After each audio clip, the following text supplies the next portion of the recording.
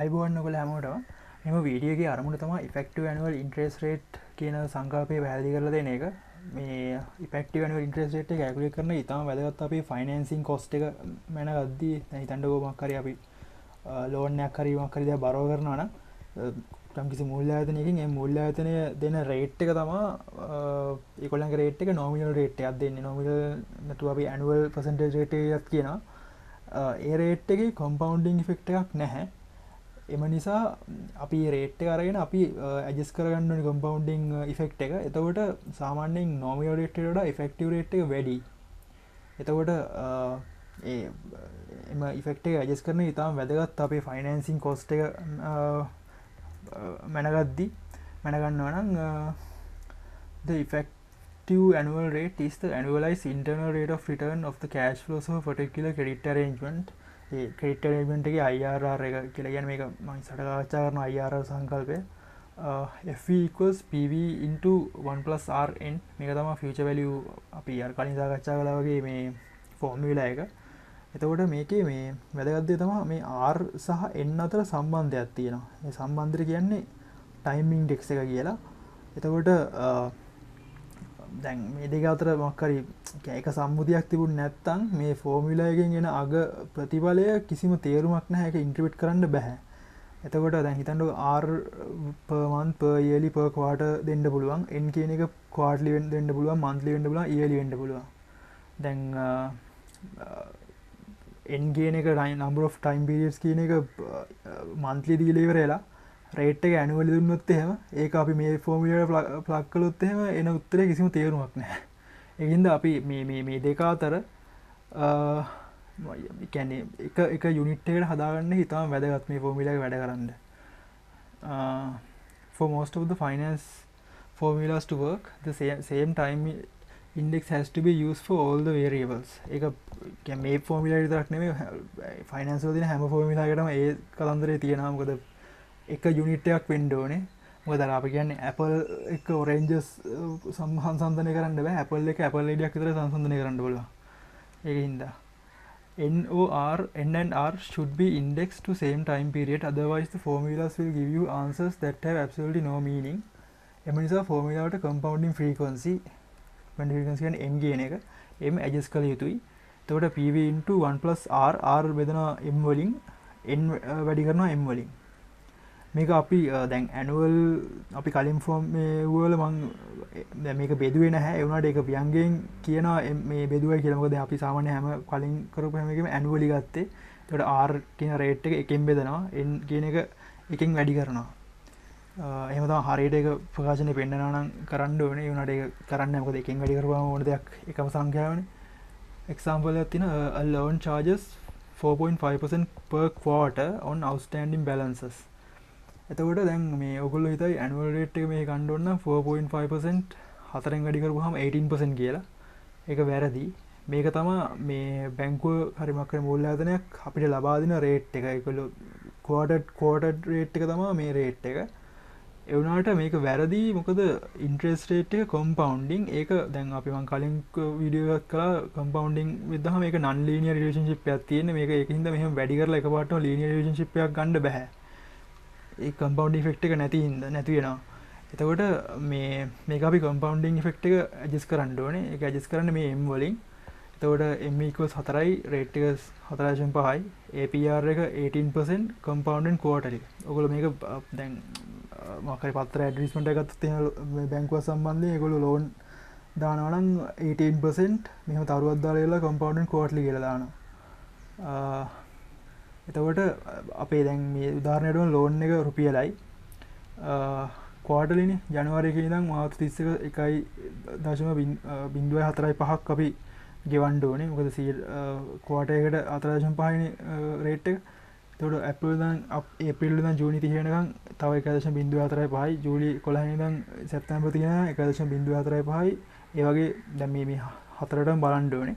හතරටම බලලා මේ අපේ ෆෝමියුලා එකට ඇඩ් කළොත් එහෙම 1.045 හතරවෙනි බලය අරගෙන ඒක මේකෙන් වැඩි කරන ප්‍රින්සිපල් එකකින් එතකොට ඒක වර්ධනය වෙනවා 1.192.5. දැන් ඔයගොල්ලෝ කලින් හිතුවා නේද 18% කියලා. 18% නම් 1.1 1.8යි එන්න ඕනේ. ඒ වුණාට ඒක වැඩි. වැඩිවෙන්න හේතුව තමයි දැන් මෙතන 1.04.5ක් තියෙනවා. ඊට පස්සේ මේක එකතු වෙනවා මේ 1.04.5යි මේකට තමයි අපි බලන්නේ 4.5ක්. ඊට පස්සේ ආයේ මේකත් මේ දෙකත් එකතු වෙනවා. එකතු වෙලා ඊට පස්සේ ආයේ ඒකට 4.5ක් බලනවා. ඒතකොට මේ කියන්නේ මේ දෙකේ ඉන්ට්‍රෙස්ට් එක අර ඉන්ට්‍රෙස්ට් ඔන් ඉන්ට්‍රෙස්ට් කියන concept එක මේකේ වැඩ කරන හින්දා තමයි මේ effective annual rate එකයි nominal rate එක වෙනස් වෙන්න හේතුව. එතකොට දැන් මේකේ පස්සේ අපි එක අයින් කරලා දාපුවාම effective rate එක 19.25යි. ඒ කියන්නේ 18 නෙමෙයි අපි කලින් අර හොයපු ගාන නෙමෙයි ඊට වඩා වැඩි 19.25ක් තියෙනවා. effective annual rate එක හොයන්න මේ ඉතා ලේසි ෆෝමියුලා එකක් තියෙනවා. නිකන් 1+r ඒක බෙදනවා මේ රේට් එක compounding frequency per year. ඒ කියන්නේ අවුරුද්දට කී පාරක් compound වෙනවද කියන එක quarterly නම් 4යි, semi annual නම් 2යි, monthly නම් 12යි. ඒ වගේ n කියන්නේ number of periods කියන එක periods කීයක් compound වෙනවද අවුරුද්දට කියන එක. ඒතර අර කලින් m කතන්දරේම තමයි m කියන්නේ m නම් 12යි, 12න් වැඩි කරනවා, semi annual නම් 6යි. එතකොට ඒක 6න් වැඩි කරනවා එහෙම. නෑ semi annual නම් 2යි. එතකොට ඒක 2න් වැඩි කරනවා එහෙම. එතකොට ඒක FV එක ගන්න ඕන නම් future value එක මේ present value එක EAR වලින් වැඩි කරොත් එහෙම අපිට අර මේ future value එක දැන් මේ මෙතන formula එකම ගන්න පුළුවන්. future value value එක. එතකොට දැන් මේ මෙතන ඔයගොල්ලන්ට පේනවා මෙතන මේකම equation එකම තමයි තියෙන්නේ 1+r එන්නේට මේ පස්සේ එකක් අඩු කරලා දාන්න මේ අපි එකක් එකතු කළා මුලින් ඒක තමයි මේ පස්සේ අඩු කරලා දාලා තියෙන්නේ. එතකොට මෙතන මේ මම පොඩි ප්‍රශ්නයක් තියෙනවා ඔයගොල්ලන් දැනුම බලන්න. දැන් which would you rather pay on your loan? 4.5ක් quarterly ගෙවනවද 18% compounded quarterly ගෙවනවද 19.5ක් effective annual rate එකක් ගෙවනවද? මොකද්ද ඔයගොල්ලෝ loan එකක් ගන්නවා නම් මොන rate එකද ඔයගොල්ලෝ ගන්න කැමති? මොන rate එක ගෙවන්නද? එතකොට දැන් ඔයගොල්ලෝ මේකෙන් පාඩම් දැන් ඉගෙන ගත්තා නම් දන්නවා මේ තුනම එකයි කියලා. 4.5 per quarter කියන එක compound වුණාම 19.25ක් එනවා. 18% compounded quarterly කියන එකත් දැන් ඉතින් කියන්නේ quarter එකකට 4.5යිනේ. එතකොට ඒක බලපුවාම ඒ 19.5යි 19.5 තමයි effective annual rate එක. මේ තුනෙන් එන්නේ එකම ප්‍රතිඵලය. හරි අපි දැන් Excel පාවිච්චි කරලා බලමු. ඔව් effective annual rate එක මේ Excel භාවිතා කරලා මම ප්‍රශ්න දෙකකින් ඔයගොල්ලන්ට පැහැදිලි කරලා දෙන්න. පළවෙනි ප්‍රශ්නේ තියෙන්නේ ඔයගොල්ලන්ට කම්පියුටර් එකක් ගන්න ඕනේ රුපියල් 50000යි කම්පියුටරේ ගාණ. ඔයාගාව සල්ලි නැහැ ඒක අරගන්න. ඒකින්ද ඔයා රුපියල් 50000ක ලෝන් එකක් ගන්න හදනවා. ඒ සඳහා ඔයාට ඔල්ටර්නේටිව් දෙකක් තියෙනවා. 15%ක ඇනුවල් ඉන්ට්‍රස්ට් රේට් එකකින් එක බැංකුවක් ලබා දෙනවා මේ ලෝන් එකක්. අනිත් එක තමයි තව බැංකුවකින් 14.4ක ඇනුවල් පර්සන්ටේජ් රේට් එක. නොමිනල් රේට් එකක් දෙනවා monthly basis.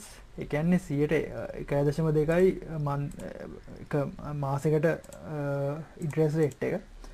එතකොට දැන් මේ දෙවෙනි අල්ටර්නේටිව් එක මැත්තේ හින්දා මේ මම ෂෙඩියුල් එකක් හදලා තියෙනවා. පළවෙනි මාසේ අපිට හම්බ වෙන රුපියල් 50000. ඊට පස්සේ දෙවෙනි මාසේ ඒ ලෝන් එක වැඩි වෙන 5600කට. දෙවෙනි මාසේ 51207කට වැඩි වෙනවා. ඒ වගේම අන්තිම මාසේ මාස 12 වෙනි මාසේ 57694යි 773යි අපේ මේ ගෙවල් ඉවර කරන්න ඕනේ මේ amount එක බැංකුවට. මේ 14.4 ගානේ රේට් එකට අවසාන වශයෙන් ගෙවල් යුතු ගාන 57694යි. එතකොට පළවෙනි ඔල්ටර්නේටිව් එකේ ඔබ වසරක ගෙවන්න ඕනේ 57500යි. ඒ කියන්නේ 50000 වැඩි කරන 1.15න්. දෙවෙනි ඔල්ටර්නේටිව් එකේ 57694යි 773යි. දැන් ඔබට වෙනවා එතන 115 දැක්ක ගමන් පේන්නේ මේ 14.4ට වඩා 115 ගොඩක් වැඩිනේ. 0.6ක්. එතකොට දැන් ඒක monthly compound වෙන හින්දා ඇත්තම ඒක අපි effective annual rate එක calculate කරපුවාම මේක මේ අපිට වෙන 15.38ක් ඇත්තටම මේ second alternative එකේ 14.4ක් අපිට quoted විදිහට nominal විදිහට බැංකුව ලබා දුන්නාට අපි ඇත්තටම 15.38ක් ගෙවන්න ඕනේ effective annual rate එක විදිහට. දෙවෙන්න නෙවෙයි මේක නිකන් සාරාංශයක් දැන් කෝඩඩ් රේට් එක බැංකුවේ 15%යි දෙවෙනිගේ 14.4යි මේක අර තව තරුවක් දාලා ඒගොල්ලෝ දායි මන්ත්ලි රේට් කියලා. එතකොට 50000ක් ගන්න 50000ක් ගන්නවා. රිපේ ඉන් 1 year 57500යි දෙවෙනිගේ 57694යි. ඉෆෙක්ටිව් ඇනුවල් රේට් එක බැංකුවේ ඒක කියන්නේ කම්පවුන්ඩඩ් වෙන එකපාරනේ ඒක 15%ම තමයි. දෙවෙනිගේ 5.39යි. මේක එක එක විදිහට හොයන්න පුළුවන්. මේක ඔයගොල්ලෝ දැන් ස්පෙඩ්ෂීට් එක ඩවුන්ලෝඩ් කරගත්තාම ඔයගොල්ලන්ට ඒක චෙක් කරලා බලන්න පුළුවන්. නිකන් මේ දැන් මේ මෙතන මේක නම් හොයලා තියෙන්නේ මේකම ෆෝමියුලා එක 1 plus අපේ අර EAR ෆෝමියුලා එක. එහෙම ගාලා ගන්නත් පුළුවන්. නැත්නම් මේ දැන් අපි අවසාන වශයෙන් කියන්නේ 57694යි. ඒක බෙදනවා 50000න්. එතකොට මේ එන එකෙන් මේ එකක් අඩු කරලා ඉවරලා මේකට අපි කියන holding period return කියලා කියනවා. end divided by beginning -1 කියලා. ඒ holding period return එක ගත්තත් effective annual rate එක මැනගන්න පුළුවන්. දෙවෙනි example එක ටිකක් සංකීර්ණයි. මේකේ දැන් සමහර දැන් ලැප්ටොප් එහෙම අරගත්තාම පෙළත් ආයතන වලින් දෙනවා free loan කියලා જાතියක්. කියන්නේ සතපහක්වත් interest එකක් අය කරන්නේ නැහැ කියලා. දැන් මේකෙත් බලන්න you are buying a laptop, it has a price tag of රුපියල් 80000. The laptop seller has given you two payments methods. If you pay cash you get 15% discount. In this case you will pay rupee 68000. ඒ කියන්නේ 80000 මේ 0.1.5 වැඩි කරනවා. For the laptop today you can finance the 68000 by borrowing money from bank at 10% rate. දෙවෙනි alternative එක තමයි the seller will give you 0% financing. You don't pay anything now and you can pay the full cost of laptop රුපියල් 80000 at the end of the year. දැන් එතකොට price එක දැන් ඔයා අද ගත්තොත් එහෙම price එක රුපියල් 68000යි. price if you repay the loan in 1 year කියන්නේ දෙවෙනි alternative එක ගත්තොත් එහෙම රුපියල් 80000යි. එතකොට මේ දැන් මෙතන effective annual rate එක 18% ඇවිල්ලා තියෙනවා. එතකොට මේකෙන් කියන්නේ the sellers 0% financing essentially involves a loan to you rupees 68000 with an end year payment of රුපියල් 80000. එතකොට මේ 68000 එක වඩා loan එකක් දීලා කරලා පස්සේ වඩා රුපියල් 80000ක් ගන්නවා වගේ වැඩක් තමයි මෙතන වෙන්නේ. එතකොට ඒකෙන් මේ එම ආයතනය 118ක රේට් එකකට ඔයාලට රුපියල් 60000 ලෝන් එකක් දුන්නා වගේ තමයි මේ එතන කතන්දර වෙන විදිහට. එතකොට දැන් ඔයාලට හොඳම නෝනට හුරු වැඩි තමයි. දැන් බැංකුව දෙන්නේ 10% ගානේ රුපියල් 68000 ගන්න පුළුවන්නේ. The bank's EAR is 10%. මොකද 10% මේක annual rate එකන්නේ. 10%. The bank will loan you 68000 and have you repay only rupees 74800. මේකේ 68000 පැලසම එකයි වැඩි කරනවා. So you are better off borrowing from the bank. 74800යි මේ ඔයාලට අවුරුද්දක් ගෙවන්න වෙන්නේ බැංකුවේ ලෝන් එක අරගෙන ලැප්ටොප් එක ගත්තා නම්. නැත්නම් ඔයා අවුරුද්දේ අග මේ ඒ ආයතනයෙන් මේ රුපියල් 80000ක් දීලා ගන්නවා නම් 118ක රේට් එකක් ඔයාලට ගෙවන්න වෙනවා. දැන් මේකේ පේනවා ඔයගලන්ට ෆයිනෑන්ස් වල තියෙන ප්‍රැක්ටිකල් ඇප්ලිකේෂන් එක.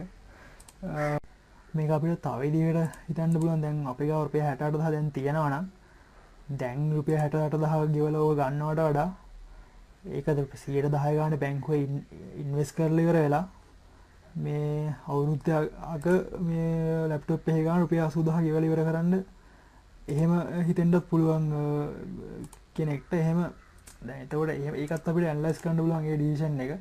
දැන් හිතන්නකො 68000යි දැනට අපි ඉන්වෙස්ට් කරන ගාන බැංකුවේ 1.1.0 රේට් එක. එතකොට අවුරුද්දේ අග අපිට හම්බ වෙන්නේ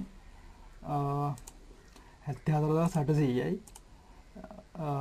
ඒ වුණාට දැන් අපි අවුරුද්දේ අග ගෙවලා ඉවර කරන්න රුපියල් 80000. එතකොට මෙතන මේ මදි ඒ ගාන 110 ගානේ අගත්ත ඒක තේරුමක් නැහැ. ඒක ඉන්වෙස්ට් කරන එක හින්දා ඒකිනුත් පෙන්වන්නේ මේ අද රුපියල් 68000ක් දීලා ගන්න එක හොඳයි කියන එක. මේ පස්සේ රුපියල් 80000ක් අවුරුද්දකට පස්සේ ගෙවනවට වඩා. තව මේ දැන් අපි කලින් කරපු ප්‍රශ්නේ මේක අපිට නිකන් දැන් පේමන්ට් එක හොයන්නත් පුළුවන් අවුරුද්දකට. දැන් මෙතන දැන් අපිට අවුරුද්දකට පස්සේ 57500යි පළවෙනි බැංකුවෙන් ගන්න ඕන දෙවෙනි බැංකුවේ 57694යි 773යි. අපිට හිතන්න බෑ දැන් මේක අවුරුද්දකට පස්සේ ඔබ්ලිගේෂන් එකන්නේ.